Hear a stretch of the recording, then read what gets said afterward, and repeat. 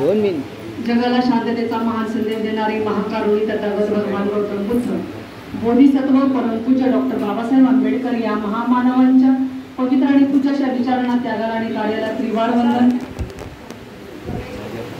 भारतीय घटनेचे शिल्पकार बोधिसत्व डॉक्टर बाबासाहेब आंबेडकर यांच्याही कार्याला वंदन करून या ठिकाणी चैत्यभूमीचे शिल्पकार बौद्धाचार्याचे जनक सूर्यपुत्र भैयासाहेब आंबेडकर यांच्याही कार्याला वंदन करते. भारतीय बौद्ध महासभेच्या विद्यमान संरक्षक महाउपासिका मीराबाई आंबेडकर यांच्या 46 वर्षाच्या धम्ममंगल कार्याला या ठिकाणी वंदन.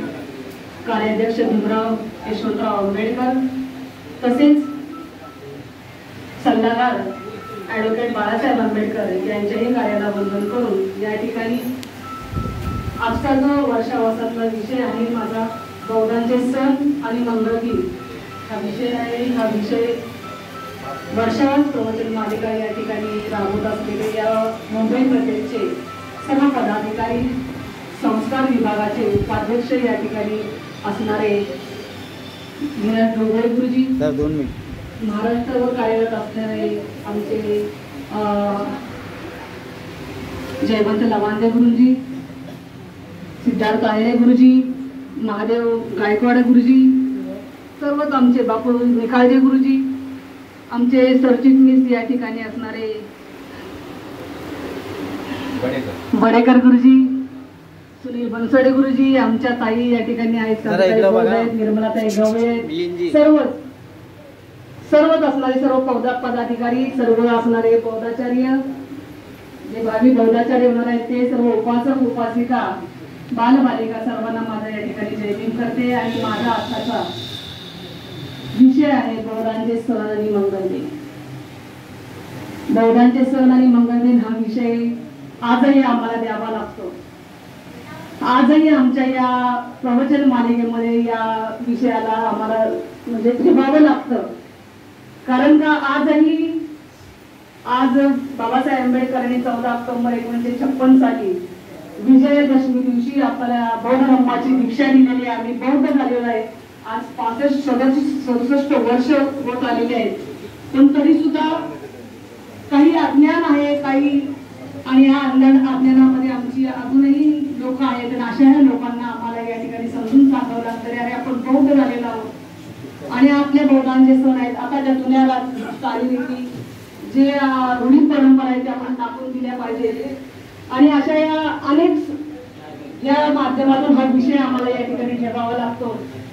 बौद्धांचे सण आणि मंगळदिन आपल्याला माहितच आहे. अनेक धर्म आहेत या भारतामध्ये. अनेक धर्मांचा मिळून अशा प्रकारचा एक भारत आहे. सर्व जाती धर्माचे लोक या भारतामध्ये गुण्यागोविंदाने राहत असतात. त्या त्या धर्माचे लोक त्या त्या पद्धतीने त्यांचे सणवार या ठिकाणी साजरे करत असतात. आणि अशा पद्धतीने हे सगळं करत असताना आपणही बौद्ध झालेलो आहोत. बाबासाहेब आंबेडकरांनी आयुष्यभर या ठिकाणी आपलं आयुष्य वेचलेलं आहे. तुम्हाला नाही आम्हाला या गुलामगिरीतून बाहेर काढण्यासाठी. आणि जगामध्ये श्रेष्ठ असणारा धर्म जो कोणता आहे तो आपल्याला बौद्ध धर्म, तो आपल्याला या ठिकाणी बाबासाहेब आंबेडकरांनी दिलेला आहे. जगाची ओळख जगाबरोबर डायरेक्ट कनेक्शन आपल्याकडून डॉक्टर बाबासाहेब आंबेडकरांनी आपल्याला दिलेला आहे. आपल्याला हा बौद्ध धर्म दिलेला आहे. अशा या बौद्ध धर्मामध्ये सण आणि मंगळदिन कोणते आहेत ते आपण या ठिकाणी पाहणार आहोत. 14 वाजलेले आहेत. 14 वाजलेले आहेत. विषय आम्हाला या ठिकाणी वेळेचं बंधन आहे आणि त्या वेळेमध्येच आम्हाला तो विषय पूर्ण करावा लागतो. आणि म्हणूनच मी पहिल्यांदा टायमिंग किती वाजले या ठिकाणी. पहिल्या आपल्याला माहितच आहे की या बौद्ध धर्मामध्ये 12 महिन्याच्या 12ही पौर्णिमा या ठिकाणी मंगळदिन आहे. 12 महिन्याच्या 12ही पौर्णिमा या ठिकाणी मंगळदिन आहेत. आणि सण आहेत आपले. या त्यांची ओळख आपण या ठिकाणी करून घेणार आहोत की आपली प्रत्येक पौर्णिमा आणि त्या सणांचं महत्व आपण या ठिकाणी जाणून घेणार आहोत की आपल्या बौद्ध धर्मामध्ये काय आहे, कोणते मंगळदिन आहेत, कोणते सण आहेत, कोणते उत्सव आहेत हे आपण या ठिकाणी पाहणार आहोत. पहिली आहे ती वैशाख पौर्णिमा आहे. पहिली आहे वैशाख पौर्णिमा. ही वैशाख पौर्णिमा त्रिगुण पावन असणारी वैशाख पौर्णिमा आहे. या वैशाख पौर्णिमे दिवशी 3 महत्वाच्या गोष्टी घडलेल्या आहेत आणि ते म्हणजे सिद्धार्थ गौतमाचा जन्म झालेला आहे, ज्ञान प्राप्ती झालेली आहे, याच दिवशी महापरिनिर्वाण झालेला आहे। याच दिवशी महापरिनिर्वाण झालेला आहे। सिद्धार्थ आपल्याला माहीतच आहे की सिद्धार्थ गौतमाचा जन्म जो झालेला आहे, महामायेला बरेच वर्ष मूल होत नव्हतं, असे ह्या महामायेचे दिवस भरत आलेले आहेत आणि तिला अशी इच्छा झालेली आहे की मला माहेरी माझं बाळंतपण व्हावं आणि त्यासाठी महामाया या ठिकाणी लगेच राजाने तजवीज केलेली आहे, सोन्याची पालखी सजवलेली आहे आणि अशा प्रकारे महामाया या ठिकाणी आपल्या माहेरी देवधर नगरीला निघालेली आहे। 26 मैलाचा अंतर आहे आणि मध्येच या ठिकाणी लुंबिनी वन आहे। या लुंबिनी वनातून ही पालखी चाललेली होती। असं हे लुंबिनी वन इतकं सुशोभित होतं, इतकं फलाफळांनी भरलेलं होतं।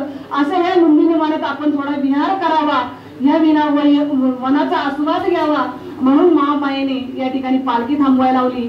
या ठिकाणी असणारे पालखी वाहणारे लोक जे दास दासी होते त्यांनाही थोडा आराम मिळेल या माध्यमातून ही पालखी थांबवली गेली आणि महामाया या वनामध्ये विहार करत होती। ह्या वनामध्ये विहार करत असतानाच एका शाल वृक्षाच्या झाडाखाली महामाया आल्यानंतर शाल वृक्षाची फांदी ही झाडाने वाऱ्याने वर खाली होत होती आणि अशी वर खाली होणारी फांदी सहज हाताला ह्या महामायेच्या हाताला लागलेली आहे आणि महामायेने ती फांदीला पकडलेला आहे। वाऱ्याच्या झोताने फांदी वर गेलेली आहे आणि महामायेला या ठिकाणी हेलकावा बसलेला आहे आणि तिथेच महामायेला प्रसूतीच्या वेदना झालेल्या आहेत आणि बाळाचा या ठिकाणी जन्म झालेला आहे। सिद्धार्थ गौतम हे नाव त्याचं त्या ठिकाणी ठेवलेलं आहे। इसवी सन पूर्व 563 ला या बाळाचा जन्म झालेला आहे। या ठिकाणी या दिवशी कृष्ण ऋतू होता, या ठिकाणी विशाखा नक्षत्र होतं आणि वैशाख पौर्णिमा होती। अशा या दिवशी या बाळाचा जन्म झालेला आहे। ही पहिलं कारण आहे। दुसरं कारण आहे की या दिवशी आपल्याला माहितच आहे की सिद्धार्थ गौतमाने ग्रहत्याग केल्यानंतर 6 वर्ष कठोर तपश्चर्या केलेली आहे। कठोर तपश्चर्या ही डोंगरशिरी पर्वतावरती केलेली आहे। अनेक म्हणजे त्या तपश्चर्या करत असताना, अगदी ध्यान साधना करत असताना त्या शरीरावरती मातीचा ढीग साचत होता आणि अंगावरच्या कपड्याच्या चिंध्या होऊन या ठिकाणी गळून पडल्या होत्या। इतकी कठोर तपश्चर्या सिद्धार्थ गौतम या ठिकाणी करत होते। हे सगळं करत असताना या ठिकाणी हिवाळ्यामध्ये कडक म्हणजे आपल्या शरीराला गारठून टाकणं, उन्हाळ्यामध्ये सगळं ते ऊन अंगावरती म्हणजे तापून शरीराला घेणं आणि पावसाळ्यामध्ये पूर्ण पावसाळा अंगावरती झेलणं, एखाद्या गुहेमध्ये जाऊन त्याला शिळा लावून घेऊन या ठिकाणी आपला श्वास जो आहे तो गुदमरेपर्यंत या ठिकाणी त्या आतमध्ये तपश्चर्या करून अशा शरीराला यातना देऊन सिद्धार्थ गौतम या ठिकाणी तपश्चर्या करत होते। एक घास एका दिवसाला खायचा हे करता करता एका तांदळाच्या कणावरती सिद्धार्थ गौतम येऊन पोहोचले आणि त्यानंतर या म्हणजे शरीराच्या या माध्यमातून शरीर एवढं खुश झालं, एवढं बारीक झालं की आता या ठिकाणी कधीही असं म्हणजे शरीराची इतकी वाईट अवस्था झाली होती की शरीर अगदी आता काही जरी बंद पडते ही काय अशा प्रकारची शरीराची अवस्था झाली होती। आणि अशा प्रकारे आता आपल्याला सिद्धार्थ गौतमाने डुंगेश्वरी पर्वत सोडलेला आहे आणि ते खाली उर्वेला नगरीमध्ये आलेले आहेत। उर्वेला नगरीमध्ये आल्यानंतर त्या ठिकाणी सुजाताने खीर दान केलेली आहे आणि ही सुजाताची खीर खाल्ल्यानंतर त्यांनी निरंजना पार केलेली आहे, गया प्रांतात आलेले आहेत, दिशा निवडलेली आहे, स्थळ निवडलेलं आहे आणि या ठिकाणी काय केलेलं आहे, आपल्या ध्यान 4 आठवड्याच्या माध्यमातून ज्ञान प्राप्ती करून घेतलेली आहे। हे इसवी सन पूर्व 528 ला हियाळी वेळेला वैशाख पौर्णिमा होती। अशा प्रकारे वयाच्या 35व्या वर्षी सिद्धार्थ गौतमाने ज्ञान प्राप्ती करून घेतलेली आहे, सम्यक संबोधी प्राप्त करून घेतलेली आहे बोधी वृक्षाच्या झाडाखाली। अशा प्रकारे ही दुसरं कारण आहे। तिसरं कारण म्हणजे यामध्ये 45 वर्ष धम्माचा प्रचार प्रसार करून 80व्या वर्षी तथागत भगवान बुद्ध या ठिकाणी कुशीनगर मध्ये आलेले आहेत आणि कुशीनगर मध्ये या ठिकाणी तथागत भगवान बुद्धांचं महापरिनिर्वाण झालेलं आहे। ही वैशाख पौर्णिमा होती। इसवी सन पूर्व 483 ला या ठिकाणी तथागत भगवान बुद्धांचं महापरिनिर्वाण झालेलं आहे। अशा प्रकारे हे 3 गुणांनी युक्त असलेली ही पौर्णिमा ही वैशाख पौर्णिमा आहे। ही वैशाख पौर्णिमा भारतातच नाही तर जगभरामध्ये साजरी केली जाते। जगभरामध्ये साजरी केली जाते ही वैशाख पौर्णिमा। ह्या दिवशी जगातले सगळे लोकांना म्हणजे त्यावेळेला सुट्टी दिली जाते, लोक विहारात जातात, वंदना घेतात, या माध्यमातून धर्मप्रवचनाचं आयोजन करतात. अशा प्रकारे या दिवशी आपण ही जी पौर्णिमा आहे अष्टशील धारण करून या ठिकाणी आपण ही पौर्णिमा या ठिकाणी साजरी करणं गरजेचं आहे. दुसरी पौर्णिमा आहे ज्येष्ठ पौर्णिमा. या ज्येष्ठ पौर्णिमेला तथागत भगवान बुद्धांनी सुजाताला धम्म उपदेश केलेला आहे. या सुजाताने सांगितलं होतं की मला या ठिकाणी तुम्हाला ज्ञान प्राप्त झाल्यानंतर मला धम्म उपदेश करावा, असा धम्म उपदेश तथागत भगवान बुद्धांनी या ज्येष्ठ पौर्णिमेला सुजाताला केलेला आहे. तपस्वी आणि भल्ली ब्रह्मदेशाचे व्यापारी होते. तथागत भगवान बुद्ध राजायतनचे झाडाखाली बसलेले असताना या ठिकाणी इतका ध्यानस्थ असणारा तेजस्वी दिसणारा हा महापुरुष कोण आहे, या महापुरुषाला आपल्या भोजनातला वाटा द्यावा अशी त्यांची इच्छा झाली. त्यांनी ते भोजन दिलं आणि भोजन दिल्यानंतर त्या भोजन घेतल्यानंतर आपल्याला काहीतरी देणं गरजेचं आहे आणि म्हणून तथागत भगवान बुद्धांनी पहिला धम्माचा उपदेश जो आहे तो या ठिकाणी दिलेला आहे. आणि तो ह्या तपस्वी आणि भल्लिकांना दिलेला आहे. त्यांना केश दिलेले आहे. त्यांनी केशावरती ब्रह्मदेशात आजही मोठा स्तूप बांधलेला आहे, त्यावरती सोन्याचं पाणी मारलेलं आहे. असं सुवर्ण असणारं विहार या ठिकाणी ब्रह्मदेशात आजही आहे. आणि अशा या ज्येष्ठ पौर्णिमेला त्या दिवशी लोक त्या ठिकाणी जमत असतात. दुसरं या ठिकाणी आहे की संघमित्रा. आपल्याला माहित आहे सम्राट अशोक आहे, याची मुलगी संघमित्रा आहे. सम्राट अशोकाने बरंच सगळं या धम्मासाठी काम केलेलं आहे.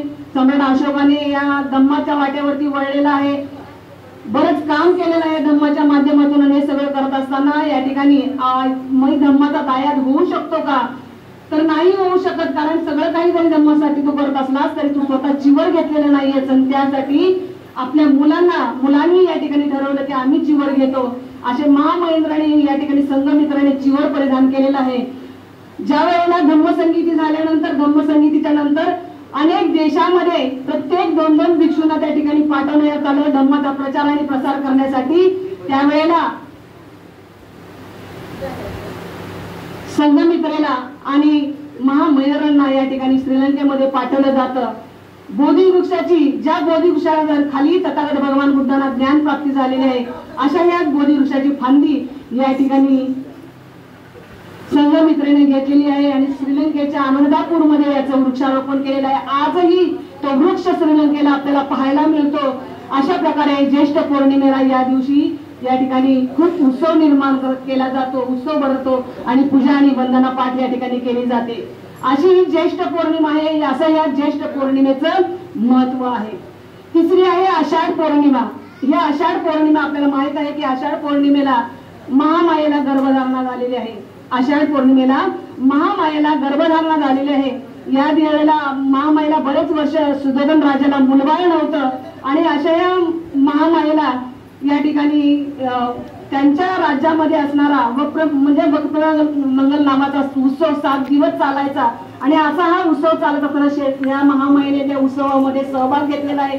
आपलं घर स्वच्छ केलेलं आहे, घरामध्ये गोडधोडाचं जेवण केलेलं आहे, 4 लक्ष मोहरांचं या ठिकाणी दान दिलेलं आहे. आणि अशा या आनंदी याच्यामध्ये महामाया या ठिकाणी शयनगृहात गेलेली आहे. त्याच दिवशी या ठिकाणी महामायेला गर्भधारणा झालेली आहे. अशी ही आषाढ पौर्णिमा आहे. ह्या आषाढ पौर्णिमे दिवशी सिद्धार्थ म्हणजे महामायेस गर्भधारणा झालेली आहे. याच आषाढ पौर्णिमे दिवशी सिद्धार्थ गौतमाचा ग्रहत्याग सुद्धा झालेला आहे. रोहिणी नदीच्या पाणी वाटपावरून कोल्हिया आणि शाक्य आणि कोल्हियांमध्ये जे तंटा निर्माण झाला आणि ह्या वादांमुळे, ह्या भांडणांमुळे पाणी कुणी किती घ्यावं यामुळे वाद निर्माण होत होता आणि त्याच्यावरती सेनापतीने तोडगा काढला. ही बरेच वर्षे अशा गोष्टीचा वाद निर्माण झालेला आहे. यावरती तोडगा कोणता जर काढायचा असेल तर आपल्याला युद्ध काढावं लागेल. आणि या युद्धाला सहमतीचा म्हणजे जास्तीत मेजॉरिटीने जी पसंती दाखवली ती युद्धाच्या बाजूने दाखवली. मात्र या वेळेला या युद्धाला सिद्धार्थ गौतमाचा मात्र विरोध होता आणि अशा प्रकारे हा विरोध सिद्धार्थ गौतमाने या ठिकाणी केलेला आहे. सिद्धार्थ गौतमाने या ठिकाणी विरोध केलेला आहे. सगळ्या जनमतापुढे, जनमताचा सगळ्यांचा मेजॉरिटीने या युद्धाला होकार असताना याने विरोध केल्यामुळे, हा जनमताच्या ह्याच्या विरोधात गेल्यामुळे याला शिक्षा भोगावी लागली. शिक्षा ह्या 3 प्रकारच्या होत्या. ते म्हणजे देहदंडाची शिक्षा होती आणि यानंतर मालमत्तेवरती जप्ती होती, आई वडिलांच्या वरती बहिष्कार होता. अशा प्रकारची ही शिक्षा होते. यातली पहिली शिक्षा त्याने निवडली की माझ्यामुळे, माझ्या कारणामुळे माझ्या आई वडिलांच्या संपत्तीवरती बहिष्कार नको आणि त्यांच्यावरती जप्ती नको, त्यांच्यावरती अशा प्रकारचे ह्या म्हातारपणामध्ये त्यांना ह्या गोष्टींचा आपण त्रास देणं गरजेचं नाही. आणि म्हणून देहदंडाची शिक्षा त्याने स्वीकारली. पण ही देहदंडाची शिक्षा हा राजपुत्र होता आणि ह्या राजपुत्र असल्या कारणाने त्यावेळेला कपिवस्तू नगरी ही कोशलाधिपतीच्या अधिपत्याखाली त्यावेळेला असल्यामुळे या कोशलाधिपतीला हे कळेल की एका राजपुत्राला आपण या देहदंडाची शिक्षा दिली ती योग्य होणार नाही, तो आपल्याला जाब विचारेल. आणि म्हणून या ठिकाणी काय केलेलं आहे, या सिद्धार्थ म्हणजे सेनापतीने तिथल्या ठरावाने पास केलं की या ठिकाणी देहदंडाची शिक्षा न ठोठवता याला देशत्यागाची शिक्षा द्यावी. आणि अशा ग्रहत्यागाची शिक्षा दिल्यानंतर सिद्धार्थ गौतमाने स्वतःहून ठरवलं की मी ही शिक्षा भोगायला तयार आहे आणि एवढीच जर अडचण तुम्हाकडे असेल तर मी देशत्याग अशा प्रकारे करतो की मी या ठिकाणी चिवर परिधान करतो, म्हणजे संन्यासी होतो आणि या ठिकाणी घराबाहेर पडतो. त्यामुळे तुम्हाला कसल्याही प्रकारचा संशय येणार नाही अशा प्रकारे सिद्धार्थ गौतमने या ठिकाणी सांगितलेलं आहे. पण तरी सुद्धा याचा कुठेतरी ताळमेळ या ठिकाणी कोशलाधिपती लावेल आणि त्यासाठी त्यांनी ठरवलं की आता युद्ध थोडं टाळणं गरजेचं आहे, आपण थोडा कालावधी जाऊन द्यावा आणि नंतर या ठिकाणी आपण युद्ध करावं. कारण याचाही ताळमेळ कुठेतरी कोशलाधिपती जोडेल की या ठिकाणी एका राजपुत्राने ग्रहत्याग केला आणि लगेच दुसऱ्या दिवशी युद्ध पुकारलं गेलेलं आहे आणि म्हणून याचा कालावधी आहे. पण या कालावधीनंतर काही कालावधी नंतर जरी युद्ध होणार होतं तरी ते ग्रहत्याग सिद्धार्थ गौतमाने केल्याशिवाय त्याचा करणं त्याला गरजेचं होतं. आणि त्या सिद्धार्थ गौतमाने या ठिकाणी घरी आलेला आहे, आपल्या आई वडिलांची परवानगी घेतलेली आहे, पत्नीची परवानगी घेतलेली आहे आणि सिद्धार्थ गौतमाने या दिवशी ग्रहत्याग केलेला आहे. ही आषाढ पौर्णिमा आहे. दुसरं महत्व या आषाढ पौर्णिमेचं आहे की तथागत भगवान बुद्धांनी पहिला धम्माचा उपदेश दिलेला आहे या दिवशी. पहिला धम्माचा उपदेश या दिवशी दिलेला आहे सिद्धार्थ गौतमाने. तथागत भगवान बुद्धांनी आपल्याला मिळालेलं जे ज्ञान हे कोणाला द्यावं या विचार करत असताना उदक रामपुत्त हे त्यांचे गुरु होते, अलाराम कलाम हे त्यांचे गुरु होते, यांना आपण आपल्याला मिळालेलं ज्ञान द्यावं असं त्यांना वाटलं. पण ते त्यावेळेला हयात नव्हते आणि म्हणून आपल्या बरोबर 6 वर्ष आपली सेवा करणारे जे 5 परिवर्जक होते, या 5 परिवर्जकांना आपण आपला धम्म या ठिकाणी सांगावा. आणि म्हणून तथागत भगवान बुद्ध या ठिकाणी बुद्ध गयेवरून या ठिकाणी सारनाथ येथे गेलेले आहेत आणि सारनाथ येथे पहिल्या धम्माचा उपदेश या 5 परिवर्जकांना तथागत भगवान बुद्धांनी दिलेला आहे. आपल्याला माहितच आहे की आपण ही आषाढ पौर्णिमेपासून आपण या सगळ्या तथागत भगवान बुद्ध हे गुरु आहेत आणि जगाचे विश्वाचे कसे गुरु आहेत हा वेगळा विषय आहे. अशा प्रकारे तथागत भगवान बुद्धांनी पहिल्या धम्माचा उपदेश या ठिकाणी या 5 परिवर्जकांना दिलेला आहे. आणि दुसरं कारण या आषाढ पौर्णिमेचं आहे की या दिवशी वर्षावासाला प्रारंभ होतो. आणि वर्षावास आपल्याला माहितच आहे, वर्षावास काय कशासाठी आहे. वर्षावास या भिक्खू संघ त्यावेळेला जो एका चिवरावरती त्याने म्हणजे एक चिवर परिधान करून या ठिकाणी भिक्षू वर्ग राहत होता, त्याचीच अनुमती तथागत भगवान बुद्धांनी भिक्षू वर्गाला दिली होती. आणि अशा भिक्षू वर्ग पावसाळ्यामध्ये एक चिवर वाचवण्यासाठी भिजण्यापासून वाचवण्यासाठी तो प्रयत्न करत होता. आणि असे नग्न अवस्थेमध्ये असणारे भिक्षू या ठिकाणी विशाखाने पाहिले होते. अशा या भिक्खूंनी ज्यावेळेला आंघोळी करायला नदीवर जायच्या, अशा या भिक्षुणींना ज्यावेळेला एका गणिका दिसायच्या, त्या गणिका या ठिकाणी काय करायच्या, या असणाऱ्या भिक्षुणींची चेष्टा करायच्या. आणि त्यावेळेला विशाखाने तथागत भगवान बुद्धांना 7 वर मागितले. त्यातला एक वर होता की या ठिकाणी 2 चिवर दान करण्याची मला परवानगी द्यावी. म्हणजे अशा प्रकारे हे चिवर त्या काळामध्ये भगवान बुद्धा म्हणजे भिक्षू संघाला या ठिकाणी नव्हतं, एक चिवर होतं.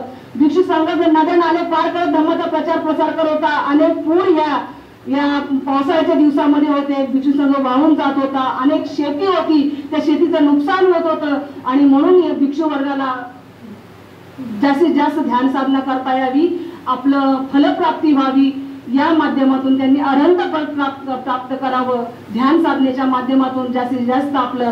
आणि त्यामुळे तथागत भगवान बुद्धांनी या ठिकाणी वर्षावासाची निर्मिती केली. आणि वर्षावासाच्या कालावधीमध्ये ह्या भिक्षूंनी एकाच ठिकाणी एकाच विहारात राहावं, अशा प्रकारचा ह्या वर्षावास प्रारंभ या दिवशी केला. भिक्षू वर्गांसाठी असणारी ही पर्वणी आहे. पण या ठिकाणी आपल्याही उपासकांनी त्याच माध्यमातून जास्तीत जास्त या कालावधीमध्ये भिक्षू वर्गाची सेवा करणं आणि त्यांना चिवरदान देणं, त्यांना भोजनदान देणं, याचंही आपल्याला या ठिकाणी आपण हे कर्तव्य करू शकतो. या माध्यमातून आपण चांगलं आचरण करून या ठिकाणी अष्टशिलाच्या माध्यमातून चांगलं आचरण करून या ठिकाणी उपवास धारण करून आपण या ठिकाणी आपणही या दिवसामध्ये जास्तीत जास्त पुण्य संपादन करण्याचा आपण प्रयत्न करू शकतो. असा हा वर्षावास आपल्याकडे आपल्या या ठिकाणी आहे. या ठिकाणी दुसरी पौर्णिमा हा आषाढ पौर्णिमेचं महत्व आहे. दुसरी पौर्णिमा जी आहे आषाढानंतर असणारी पौर्णिमा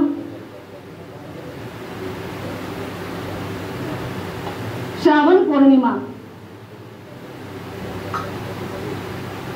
या श्रावण पौर्णिमेला अंगुलीमालावरती विजय मिळवलेला आहे. जो अंगुलीमाल दरोडेखोर होता, त्या दरोडेखोराने अंगुलीमालाने, आपल्याला माहितच आहे की अहिंसक हा त्याचं नाव होतं, हिंसा न करणारा अहिंसक होता. मैत्राणी आणि गार्गी यांचा मुलगा होता.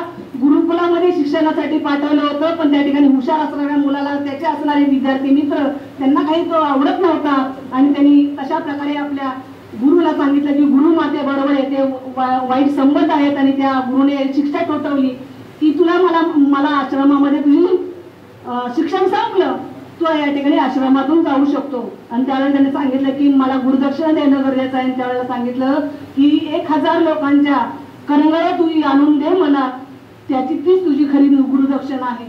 आणि अशा प्रकारे ह्या अंगुलीमालाने 1999 लोकांना त्यांनी मारलेलं आहे. आणि शेवटचं त्याला आई भेटायला येणार होती, आणि अशी आई भेटायला येणार होती. ह्या आईची सुद्धा हत्या तो शेवटच्या वेळेला करणार होता. 1000 लोक त्यांची होणार होती. 1000 लोकांना मोजायचं कसं म्हणून तो त्यांची बोटं कापून तो दोऱ्याला बांधून आपल्या गळ्यामध्ये टाकत होता. आणि अशी बोटांची माळ, कापलेल्या बोटांची माळ त्याने गळ्यात टाकलेली होती. आईची हत्या करणं हे पाप होतं. तथागत भगवान बुद्धांनी हे सगळं ओळखलं. अजूनही या ठिकाणी याची माणुसकी गेलेली नाही, हा अजूनही याचं परिवर्तन होऊ शकतं. तथागत भगवान बुद्ध या ठिकाणी राजगृहावरून या ठिकाणी निघालेले आहेत आणि अंगुलीमालाच्या दिशेने गेलेले आहेत. अंगुलीमाल हा या ठिकाणी हा शेवटचा मला हा भिक्षू संन्यासी भेटलेला आहे, याला पकडायचं आहे त्याने मारायचं आहे. तथागत भगवान बुद्ध शांत चालतायत. हा धावून धावून थकला. इतका बलाढ्य असणारा हा अंगुलीमाल की 30-40 लोक एका वेळेला जर आली तरी या ठिकाणी हरणाच्या चपळीने त्यांना पकडून त्यांना मारत होता. पण असा हा अंगुलीमाल तलवार घेऊन धावून थकला आणि शेवटी ओरडणारे संन्यासा थांब. आणि त्यावेळेला तथागत भगवान बुद्ध म्हटले मी तर थांबलेलो आहे, तुलाच थांबण्याची गरज आहे. अशा प्रकारे तथागत भगवान बुद्धांनी या ठिकाणी श्रावण पौर्णिमे दिवशी या अंगुलीमालाचं या ठिकाणी परिवर्तन केलेलं आहे. अशा ह्या अंगुलीमालाला तथागत भगवान बुद्धांनी धम्माचा उपदेश केलेला आहे. या अंगुलीमालाने या ठिकाणी सगळ्याची बोटांची माळ काढून टाकलेले, तलवार फेकून दिलेले आहे. भगवान बुद्धांनी यही भिक्खवे म्हटलेलं आहे आणि संघामध्ये प्रवेश केलेला आहे. असा हा अंगुलीमाल अनंत पद प्राप्त करतो. ही श्रावण पौर्णिमा आहे. एका दरोडेखोरावरती तथागत भगवान बुद्धांनी विजय मिळवलेला आहे. पहिली धम्मसंगीती ह्या श्रावण पौर्णिमेला झालेली आहे. ही धम्मसंगीती या अशी झालेली आहे की तथागत भगवान बुद्धांच्या महापरिनिर्वाणानंतर भंते सुभद्र यांनी एक वाक्य बोललेलं आहे, वक्तव्य केलेलं आहे की तथागत भगवान बुद्धांचं महापरिनिर्वाण झालं, बरं झालं. या ठिकाणी आता आम्हाला या सगळ्या शिलाच्या आचरणाच्या गोष्टीतून आम्हाला थोडी मुभा मिळाली, सुटका मिळाली असं त्यांना वाटायला लागलं. आणि हे वाक्य ऐकल्यानंतर या ठिकाणी आपल्या काय त्यांचं नाव भंते यांनी महाकाश्यपांनी ठरवलं की या ठिकाणी आपल्याला काहीतरी करणं गरजेचं आहे. आणि ह्या महाकाश्यपांनी या ठिकाणी पहिली धम्मसंगीती भरवली. आणि त्यावेळेला असणारे अनंत लोक या ठिकाणी यांची ही संगीती भरवली गेली. राजगृहामध्ये सप्तपर्णी गुहेमध्ये या ठिकाणी ही पहिली धम्मसंगीती उभारली. या ठिकाणी भंते आनंद हा महत्वाचा पार्ट त्या ठिकाणी होता. भंते आनंद मात्र अनंतपद त्यावेळेला प्राप्त झालेलं नव्हतं, कारण भंते आनंद भगवान बुद्धांच्या सेवेमध्ये असल्यामुळे त्यांना अनंतपद प्राप्त झालं नव्हतं. मात्र त्यांनी या कालावधीमध्ये त्यांना अनंतपद प्राप्त झालेलं आहे. भंते आनंद या ठिकाणी भगवान बुद्धांचे उपठायक जरी होते तरी त्यांनी मात्र ठरवलेलं होतं की प्रत्येक भगवान बुद्धांचं प्रवचन भंते आनंद या ठिकाणी श्रवण करून ठेवत होते. ज्या म्हणजे 7 म्हणजे त्यांनी जे हे अटी टाकल्या होत्या त्या अटीमध्ये मात्र बनते आनंदने सांगितलं होतं की तुम्ही कुठेही भोजनासाठी जा गेलात तरी ते प्रवचन ज्या वेळेला कराल त्यावेळेला ते मला येऊन तुम्ही सांगणं गरजेचं आहे. कारण त्या अटीमध्ये बनताने आनंदाने सांगितलं होतं की तुम्ही मोठमोठे राजे आहेत, सगळे या राजे तुम्हाला भोजनासाठी बोलवतील आणि मीही तुमच्या बरोबर यावं हे काय बरोबर नाही, त्यांनी येणार नाही. पण ज्या ज्या ठिकाणी तुम्ही प्रवचनाला जाल ते प्रवचन तुम्ही जसंच तसं येऊन मला सांगायचं आहे. अशा प्रकारे हे बनते आनंदांनी त्या धम्मसंगीतीमध्ये 82,000 सुत्त स्कंदाचा धम्म त्या ठिकाणी सांगितलेला आहे. इतकं पठण, इतकं म्हणजे ज्ञानी मनुष्य बहुश्रुत बनते आनंद त्या ठिकाणी होते. अशी पहिली धम्मसंगीती या ठिकाणी पार पडलेली आहे. 2,000 स्कंदाचा धम्म हे बनते उपालीने या ठिकाणी सांगितलेलं आहे. अशा प्रकारे ही धम्मसंगीती एकूण 9 महिने चाललेली आहे. या धम्मसंगीतीचा सगळं जो खर्च आहे, सगळं जे हे अजातशत्रूने केलेलं आहे आणि याचे अध्यक्ष हे महाकाश्यप होते. म्हणजे अशा प्रकारची ही धम्मसंगीती जी आहे या धम्मसंगीतीमध्ये एकूण त्रिपिटकाचा 84,000 त्रिपिटकाचा या ठिकाणी काय झालेला आहे, उदय झालेला आहे, संग्रहण केलेला आहे, मुखोद्गत केलेला आहे या धम्मसंगीतीमध्ये. श्रावण पौर्णिमेनंतर असणारी भाद्रपद पौर्णिमा, या भाद्रपद पौर्णिमा वर्षावासातली पौर्णिमा आहे. वर्षावासातली पौर्णिमा आहे. आपल्याला माहीतच आहे की पौर्णिमा असल्यानंतर आपल्याला काय करायचं आहे, या पौर्णिमेमध्ये आपल्याला उपवास धारण करायचं आहे. हे उपवास धारण करत असताना या उपवासामध्ये अष्टशिलेचं पालन करावं लागतं. लोक उपवास करत असतात. उपवास करत असताना म्हणजे बरेच दिवसभर सगळ्या गोष्टी खात असतात आणि शेवटी सांगत असतात अगदी संध्याकाळी अगदी पच्च पक्वान तयार करून एक ठिकाणी खात असतात. दिवसभर खाऊन झाल्यानंतर सांगतात माझा दिवसभर उपवास आहे. या उपवासामध्ये त्यांचा कोणताही शिलाचार नसतो, सदाचार नसतो, कोणत्याही गोष्टी नसतात. पण ह्या आपल्या उपवासामध्ये मात्र या ठिकाणी शिलाचार असतो. या 8 शिलेचं पालन या उपवासाच्या दिवशी करायचं असतं. आणि हे 8 शिलांचं पालन कोणतं आहे तर या ठिकाणी आपल्याला काय करायचं आहे, पानातिपाता वेरमणी शिक्कापदं समाधी, म्हणजे आम्हाला हत्या करायची नाही. या ठिकाणी दुसरं शील आहे अदिनदाना वेरमणी शिक्कापदं समाधी, आम्हाला चोरी करायची नाही. तिसरं शील आहे आमचं या ठिकाणी कामेसुमित्याचारा वेरमणी हे शील नाही तर ब्रह्मचर्य वेरमणी शिक्कापदं समाधी, या दिवशी पूर्णपणे ब्रह्मचर्याचं पालन करायचं आहे. या ठिकाणी दुसरं शील आहे, चौथं शील आहे या ठिकाणी मुसावादा वेरमणी शिक्कापदं समाधी, आम्हाला वाचेवरती संयम ठेवायचा आहे. खोटं बोलायचं नाही, व्यर्थ बडबड करायची नाही, चुगली चाहडी करायची नाही, निंदा नालस्ती करायची नाही. या ठिकाणी 5वं शील आहे की या ठिकाणी व्यसन करायचं नाही. सुरा मेर म्हणजे पमाठाना वेरमणी, कसं नाही, व्यसन करायचं नाही या दिवशी. आमचं 6वं शील आहे विकाल भोजन वेरमणी शिक्कापदं समाधी, या ठिकाणी 7वं शील आहे या ठिकाणी आपल्याला नृत्य गीत वादित वा नाच गाणं या ठिकाणी कोणतंही आपल्याला या दिवशी पाहायचं नाही. माला गंध विलपर्यंत धारण म्हणजे आपल्याला कोणतंही माळा गंध अत्तर वगैरे ह्या सगळं सजणं सवरणं नटणं ह्या दिवशी करायचं नाही. ह्या दिवशी साधं आणि सरळ राहण्याचा प्रयत्न या दिवशी करायचा आहे. 8वं शील आहे उच्चसायन महासायन वेरमणी शिक्कापदं समाधी, अशा प्रकारचं हे उपवास धारण करायचं आहे.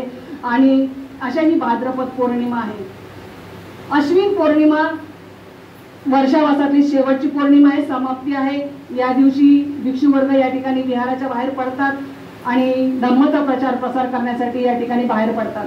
अशी अश्विन पौर्णिमा आहे. कार्तिक पौर्णिमा काश्यप बंधूंची धम्मदीक्षा, काश्यप बंधूंची धम्मदीक्षा आहे. काश्यप बंधू हे जटिलधारी होते, जटाधारी होते, अग्निचे पूजक होते. आणि अशा हा उर्वेला काश्यप, नदी काश्यप आणि गया काश्यप हे 3 बंधू या ठिकाणी यांचे 1000 शिष्य होते. आणि असे अग्निपूजक या ठिकाणी त्या राजगृहामध्ये होते. अशा या उर्वेला काश्यपला तथागत भगवान बुद्धांनी त्यांच्या अग्निशाळेमध्ये गेले आणि त्यांना सांगितले की मला 1 रात्र अग्निशाळेमध्ये राहण्याची परवानगी द्यावी. मात्र उर्वेला काश्यप मात्र त्यांना राहण्याची परवानगी देत नव्हता.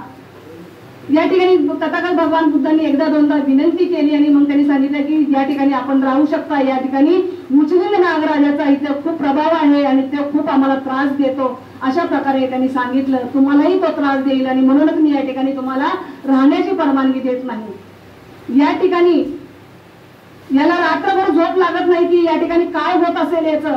आणि म्हणून सकाळ उठून पहिल्यांदा जावं की आपला या ठिकाणी असणारा अभंग म्हणजे या ठिकाणी असणारा अतिथी याचं काय बरं झालं असेल, या अग्निशाळेमध्ये मुस्लिम नागराजाने काय केलं असेल हा पाहण्यासाठी त्या ठिकाणी सकाळ उठून लगेच गेला. तर पाहतो तर काय मुस्लिम राजा या ठिकाणी काय करतोय, तथागत भगवान बुद्धांची पूजा करत असलेल्या या ठिकाणी पाहिलं. हे दृश्य पाहिल्यानंतर तो थकीत झाला की या ठिकाणी तथागत भगवान बुद्धांना यांनी म्हणजे गुरु मानलं, पण या ठिकाणी बरंच त्याचं झालेलं आहे, संवाद झालेला आहे, प्रश्न उत्तर झालेले आहेत. आणि यानंतर या उर्वेला काश्यपांनी त्यांचं धम्म स्वीकारलेला आहे, भिक्षू म्हणजे शिष्यत्व स्वीकारलेलं आहे, धम्माचा स्वीकार केलेला आहे. त्यांनी जटा कापलेले आहेत, सगळे संन्यासी व्रत म्हणजे कापलेलं म्हणजे सोडून गेलेलं आहे. आणि अशा या सगळे संन्यासी व्रताचं साहित्य, जटा वगैरे कापलेलं सगळं साहित्य या नदीमध्ये फेकलेलं आहे. या नदीमध्ये वाहत असताना नदी काश्यप बघतो, अरे आमच्या भावाच्या सगळ्या एवढ्या 500 लोकांचं हे साहित्य कसं या ठिकाणी काय झालं असेल त्यांना. आणि तोही या ठिकाणी त्यांना भेटायसाठी जातो आणि त्यानेही या ठिकाणी त्यांचं शिष्यत्व पत्करलेलं आहे, संघामध्ये प्रवेश केलेला आहे. आणि त्या ठिकाणी नदीश काश्यप आणि गया काश्यप अशा या तिघाही भावांनी एकूण तथागत भगवान बुद्धांचा विजय झालेला आहे. की अशा जटिलधारी अग्निपूजक असणाऱ्या म्हणजे ते चांगले तत्वज्ञ होते, चांगले तत्वज्ञानी माणसं ती होती, म्हणजे तिघेही भाऊ होते. आणि अशा ह्या लोकांवरती तथागत भगवान बुद्धांनी विजय मिळवलेला आहे. आणि एकाच वेळेला 1000 भिक्षूंचा संघ तथागत भगवान बुद्धांच्या धम्मामध्ये सामील झालेला आहे. अशा प्रकारची ही कार्तिक पौर्णिमा काश्यप बंधूंची धम्मदीक्षा आहे. दुसरं जे आहे संघ सेनापती सारीपुत्रांचं परिनिर्वाण या दिवशी झालेलं आहे. सारीपुत्र आपल्याला माहित अग्रशावक आहेत, संघाचे सेनापती आहेत, सारीपुत्रांनी महामोगल आहेत. आणि असे सारीपुत्रांनी या ठिकाणी सांगितलेले आहे की मला या ठिकाणी काय करायचं आहे, माझं परिनिर्वाण जवळ आलेलं आहे. आणि त्यावेळेला भगवंत विचारतात की आपल्याला कुठे याची जागा निवडली का आपण. आणि त्यावेळेला त्यांनी सांगतात हो मी निवडलेली आहे, माझं जन्मस्थळ नालक या ठिकाणी जवळ आहे. आणि त्या नालक असणाऱ्या गावी माझ्या राहत्या घरामध्ये मला या ठिकाणी माझा ध्येय त्या ठिकाणी सोडायचा आहे. तथागत भगवान बुद्धांनी परवानगी दिली आणि सारीपुत्र निघतात. ह्या सारीपुत्र तथागत भगवान बुद्धांचे सारीपुत्रांनी महामोगलायन अशा प्रकारचे शिष्य होते की या शिष्य ज्या वाटेला जातील, ज्या दिशेला जातील त्या वाटेला मला जायची गरज नाही. इतका मोठा सन्मान तथागत भगवान बुद्धांनी या 2 आपल्या शिष्यांना दिला होता, सारीपुत्रांनी महामोगलांना.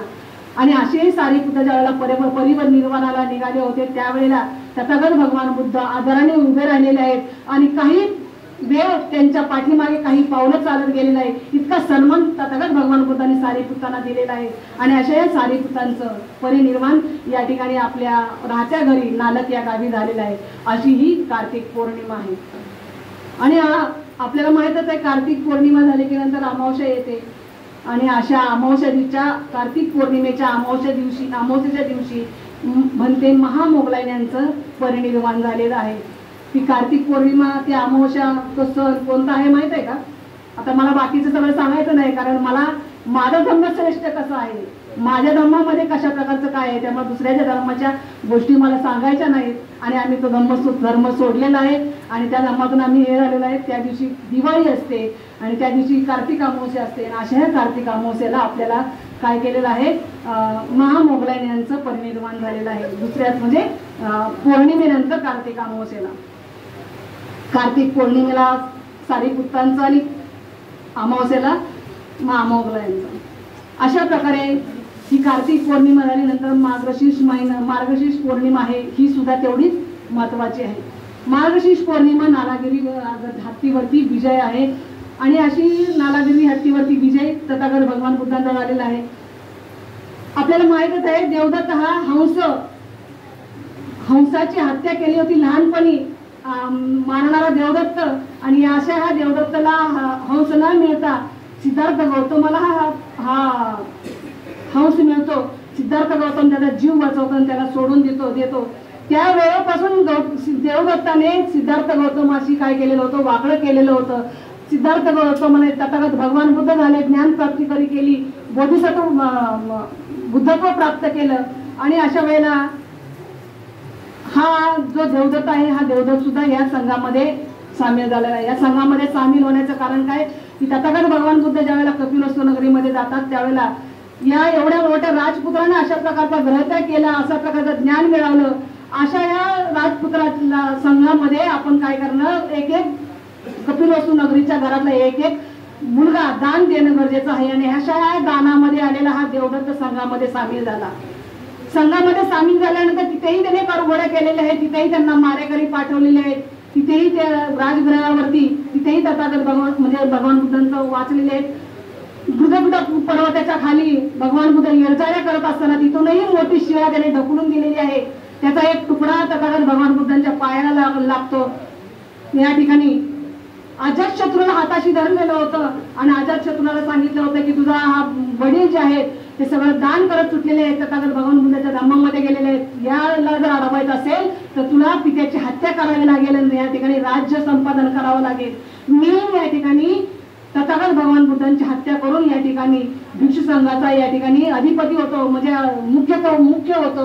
म्हणजे अशा प्रकारे त्यांचा ठराव म्हणजे त्याने ठरवलेलं असतं. मात्र या ठिकाणी या अजातशत्रूच्या हत्ती शाळेतला बलाढ्य हत्ती नालागिरी ते हत्ती निवडतो आणि अशा ह्या नालागिरी हत्तीला त्याने अगदी मध्य पाजून तथागत भगवान बुद्ध येणाऱ्या दिशेने त्याला या ठिकाणी सोडलेलं असतं.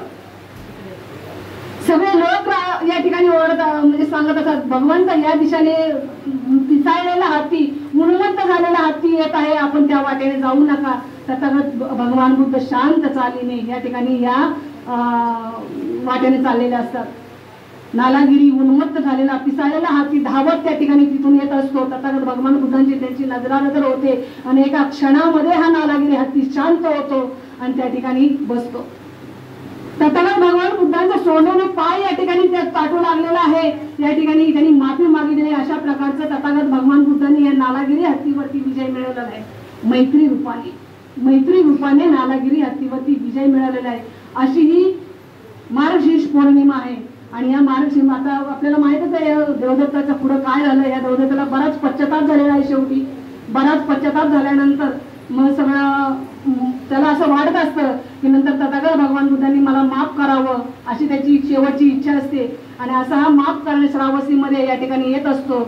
आणि अशा या श्रावस्तीमध्ये येत असताना काही बनते सांगतात की या ठिकाणी तुम्हाला या ठिकाणी देवदत्त भेटण्यासाठी येत आहे, पण तथागत भगवान बुद्ध म्हणतात तुम्हाला कदापिही भेटू शकत नाही. हा शेवटच्या क्षणामध्ये या ठिकाणी तथागत भगवान बुद्धांना भेटण्याची आटापिटानेच म्हणजे प्रयत्न करत असतो. पण नगराच्या द्वारावरतीच या ठिकाणी येत असताना तिथे द्वारपाल असतात. ह्या द्वारपालाने त्यावेळेला काहीतरी आंघोळ करून या ठिकाणी तिथे चिखल केलेला असतो आणि अशा या चिखलामध्ये हा जो देवदत्त आहे या चिखलामध्ये त्याचा पाय रुततो आणि तो पाय काढताना दुसराही पाय रुततो आणि असा देवदत्त त्या ठिकाणी त्याचं निर्वाण म्हणजे त्या ठिकाणी तो मृत्यू पावतो. अशा प्रकारे या देवदत्त तथागत भगवान बुद्धांना या ठिकाणी भेटू शकत नाही. अजातशत्रूचंही तसंच होतं. तथागत भगवान बुद्ध प्रवचनाला बसलेले असतात.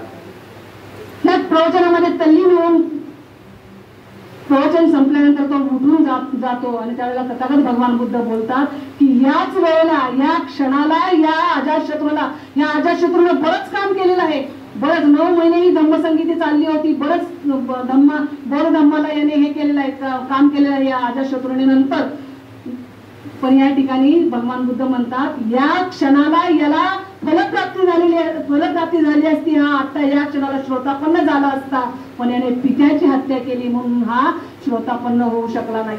म्हणजे अशा प्रकारे ही मार्गशीर्ष पौर्णिमा आहे की या मार्गशीर्ष पौर्णिमाला नालागिरी हत्तीवरती विजय मिळवलेला आहे तथागत भगवान बुद्धांनी. पौष पौर्णिमा राजा बिंबिसाराची धम्मदीक्षा आहे. राजा बिंबिसाराची धम्मदीक्षा आहे. या दिवशी बिंबिसार राजा आपल्याला माहित आहे राजा बिंबिसाराने बरंच म्हणजे हे केलं होतं. नको बाबा ग्रहत्याग करू, नको संन्यासी व्रत करू, माझं अर्ध राज्य घे. तिथे जे काही गोष्ट घडली असतील ते तुझ्या नगरामध्ये घडले असतील, माझ्या या नगरामध्ये तुला सगळं हे आहे, तू माझं अर्ध राज्य घे, इथं राजा हो, राज्य कर सांगितलं होतं. तू मित्राचा माझा मुलगा आहे म्हणून तुला चांगला सल्ला देतोय. पण सिद्धार्थ गौतमाने ते ऐकलं नव्हतं आणि सांगितलं की नाही, मला या ठिकाणी मी हे गृहत्याग केलेला आहे. गृहत्याग केल्यानंतर मला काय करायचं आहे, लोककल्याणाचा मार्ग मला शोधून काढण्यासाठी मी हा गृहत्याग केलेला आहे आणि हा मार्ग मी शोधून काढल्याशिवाय या ठिकाणी राहणार नाही. आणि त्यासाठी त्यावेळेला सिद्धार्थ गौतमाने या ठिकाणी नकार दिलेला आहे. आणि अशा प्रकारे त्यावेळेला बिंबिसार राजा सांगतो की मला या ठिकाणी तुम्हाला मिळालेलं ज्ञान जे असेल ते मला द्यावं आणि त्यावेळेला सिद्धार्थ बिंबिसार राजा या ठिकाणी तथागत भगवान बुद्धांचं आपल्या नगरामध्ये स्वागत करतात। या बिंबिसार राजाच्या इच्छा होत्या की मी राजा व्हावं, राजपुत्र व्हावं, तथागत भगवान बुद्धांना मी पाहावं, त्यांना माझ्या नगरामध्ये त्यांचं स्वागत करावं, त्यांची मी सेवा करावी, अशा इच्छा असतात या बिंबिसार राजाच्या। आणि या इच्छा सगळ्या पूर्ण होतात। हजारो लोकांना हा घेऊन या ठिकाणी भेटलेला आहे। आणि अशा प्रकारे या दिवशी बिंबिसार राजाने या ठिकाणी वेळूवन पण दान दिलेलं आहे आणि बौद्ध धर्माची दीक्षा घेतलेली आहे। हजारो लोकांनी या धम्मदीक्षेची बौद्ध धर्माची दीक्षा दिलेली आहे। अशा प्रकारची ही पौष पौर्णिमा आहे राजा बिंबिसाराची दीक्षा। बरंच सगळं सांगू शकतो आपण, बरंच शांतपणे पण सांगू शकतो आपण, पण वेळ आपल्याकडे बघा सांगायला आले पाठीमागे वेळ कमी झाला, संपत आल्यामुळे। आणि अशा प्रकारे या गडबडीमध्ये काही काही गोष्टी मग अशा होतात की अशी ही पौष पौर्णिमा आहे। दुसरी पौर्णिमा आहे माघ पौर्णिमा। या माघ पौर्णिमेला तथागत भगवान बुद्धांनी वैशाली येथे सारंग चैत्यामध्ये या ठिकाणी म्हणजे या ठिकाणी 3 महिन्यानंतर माझं महापरिनिर्वाण होणार आहे अशी घोषणा केलेली आहे। अशी ही माघ पौर्णिमा आहे।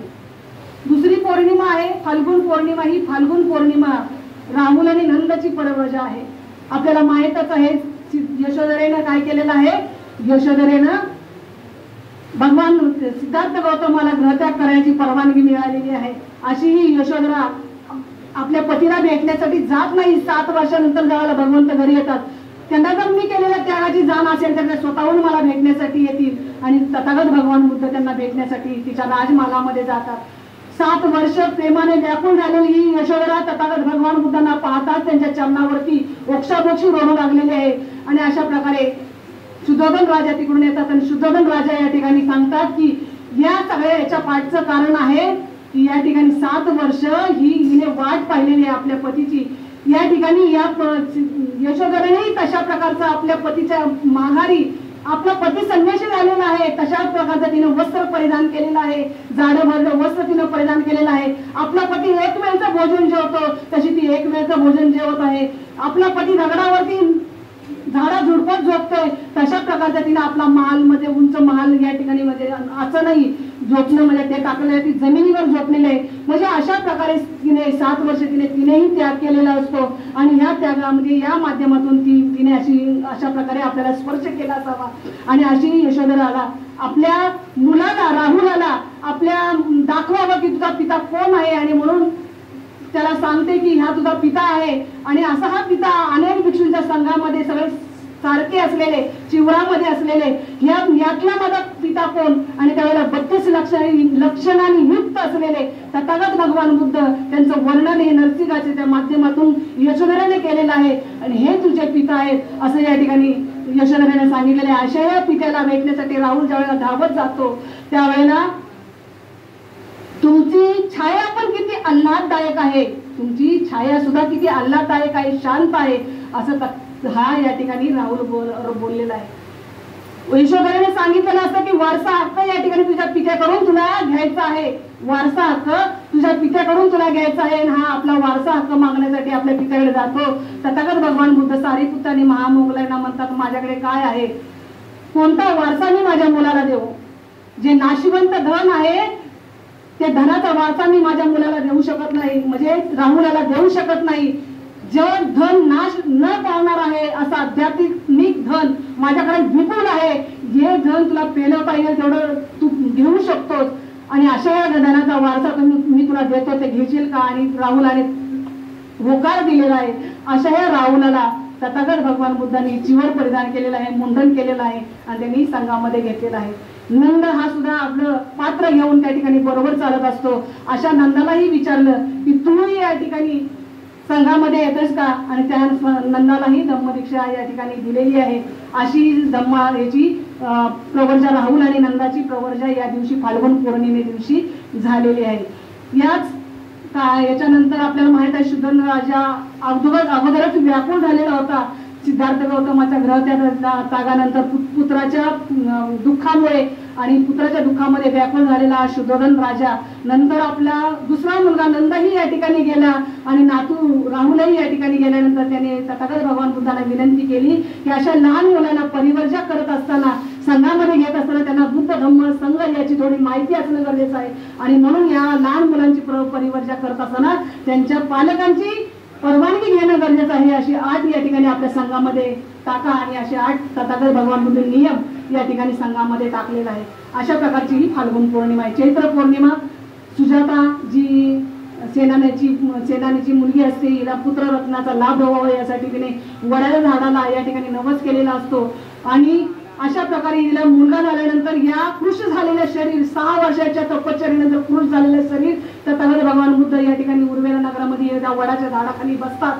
त्यावेळेला आपल्या दाजीला सांगितलं असतं वडाची जागा साफसफाई कर म्हणून. आणि त्यावेळेला या ठिकाणी तुझ्या हे नैवेद्य घेण्यासाठी एक तपस्वी दिव्य शक्ती या ठिकाणी आलेली आहे असं तिने निरोप दिला जातो. आणि सोन्याच्या पात्रामध्ये अनेक गायींच्या दुधाची आठवण केलेली खीर ती घेऊन या ठिकाणी येते आणि तथागत भगवान बुद्धांना विनंती करते. आणि तथागत भगवान सिद्धार्थ गौतम त्या ठिकाणी मान्य करतात की मला आता या क्षणाला जर मला ज्ञान प्राप्ती करायची असेल, जर मला लोककल्याणाचा मार्ग जर या ठिकाणी शोधून काढायचा असेल, लोकहिताचा मार्ग जर शोधून काढायचा असेल तर माझा जीव पहिल्यांदा या ठिकाणी वाचणं गरजेचं आहे. आणि त्यासाठी मला काय करायचं आहे, अन्न ग्रहण करणं पहिल्यांदा गरजेचं आहे.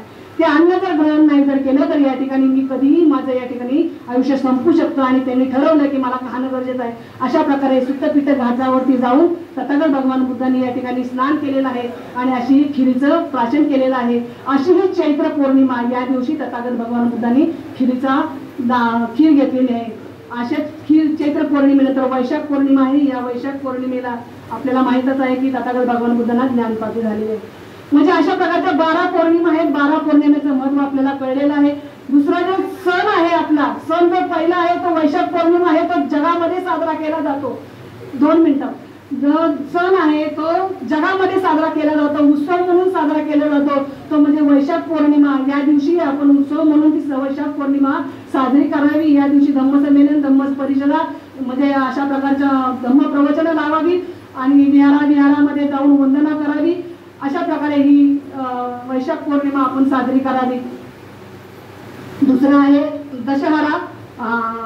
म्हणजे 14 ऑक्टोबर 1956 साली बाबासाहेब आंबेडकरांनी धम्मदीक्षा दिली.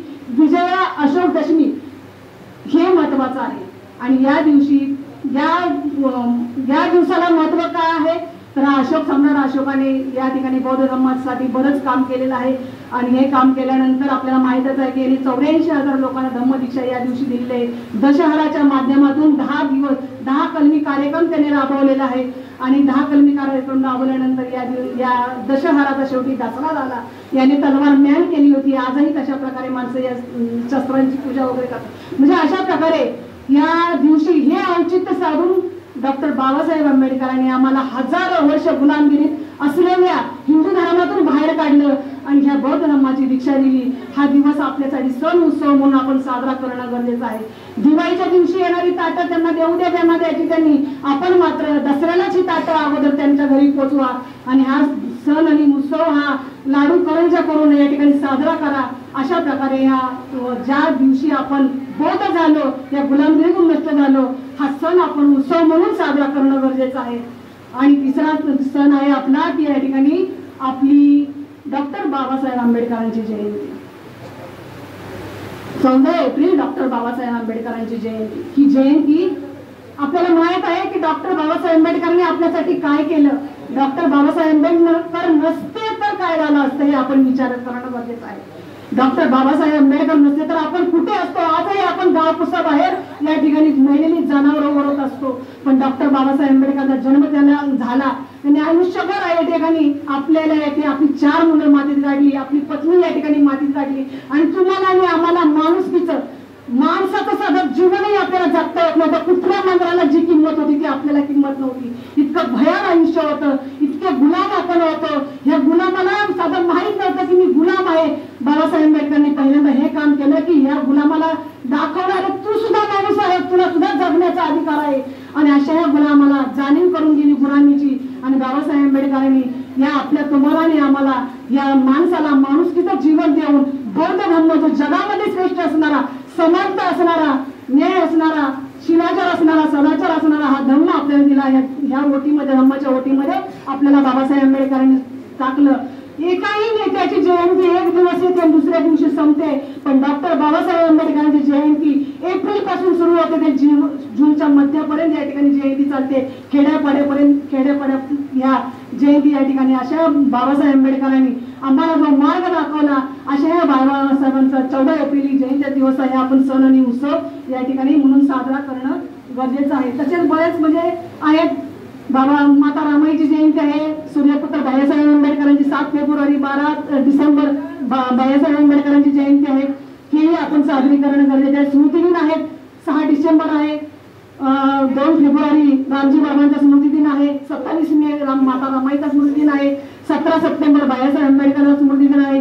हेही आपण तशा प्रकारचे मंगल म्हणजे साजरे करणे गरजेचं आहे. आता आपण या ठिकाणी भीमराव यशवंतराव आंबेडकरांनी सांगितल्याप्रमाणे चलो बुद्ध की हो हे अभियान आपण राबवत असताना जाती एकताची चळवळ आपल्याला निर्माण करायची आहे. ही निर्माण चळवळ करत असताना आपल्याला संविधान समर्थकापर्यंत पोहोचायचं आहे. हे करत असताना आपल्याला SC ST OBC पर्यंत जर आपल्याला पोहोचायचं जर असेल तर त्यांच्याही या ठिकाणी असणाऱ्या राष्ट्रसंतांच्या राष्ट्रपुरुषांच्या जयंत्या पुण्यतिथी आपण साजरा करणं गरजेचं आहे. अहिल्याबाई होळकर असतील किंवा छत्रपती शिवाजी महाराज असतील यांच्या जयंत्या पुण्यतिथ्या आपण साजऱ्या करणं गरजेचं आहे. जाती जनताची चळवळ आपल्याला निर्माण करायची आहे आणि त्यामुळे एक पाऊल पुढे आपल्याला भीमराव साहेबांनी टाकायला सांगितलेलं आहे. या SC ST OBC ला आपल्याला आपल्यामध्ये घ्यायचं आहे. अशा प्रकारच्या ही जयंत्या आणि उत्सव आपण वेगवेगळ्या महापुरुषांचे आपण करणं गरजेचं आहे. खूप गडबडीमध्ये खूप धावत्या पद्धतीने हा विषय तुमच्यापर्यंत मी पोहोचवण्याचा प्रयत्न केलेला आहे. वर्षावासाच्या तुम्हाला सगळ्यांना खूप खूप शुभेच्छा. हा वर्षावासामध्ये तुमचं हातून खूप मंगल काम करावं, खूप म्हणजे पुण्याचा संशय तुमच्यामध्ये निर्माण व्हावा अशी मी या ठिकाणी तुमच्या प्रती तुमच्या कुटुंबियांची प्रति मंगल कामना करते आणि या ठिकाणी थांबते. जय भीम जय बुद्ध.